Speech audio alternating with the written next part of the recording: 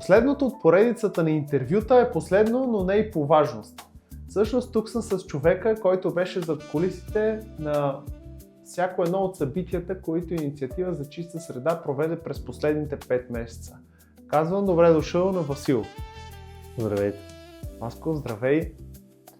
Кое беше най-голямото предизвикателство за теб през последните 5 месеца? Предизвикателство определено беше самата организация. Това събитията се случат по план, да спазим графиците, всички участници да бъдат доволни от това, което ще свършим. Защото в крайна сметка идеята е да изпълним това, което сме си заложили като план в началото. И аз мисля, че се представихме добре. Радвам се да го чуя. Има ли момент, в който можеш да отличиш някой хайлайт? Някой хайлайт? Моментите, в които трябваше да действаме бързо, без много време за мислене и да гоним сроковете. Добре, наред с хубавите моменти, имаше ли моменти, които можеш да отличиш като трудни и дори да не е топ 3, поне един такъв момент?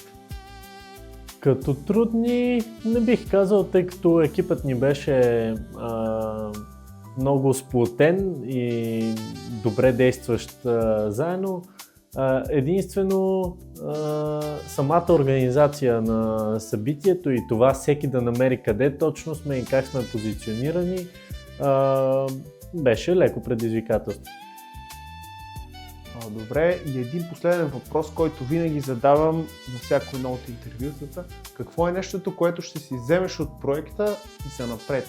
Не само в живота като урок, но и като спомен. Взимам си добрите моменти, усмихнатите лица, които видях на събитието и се надявам за в бъдеще това да бъде мотива ми да случим още много подобно.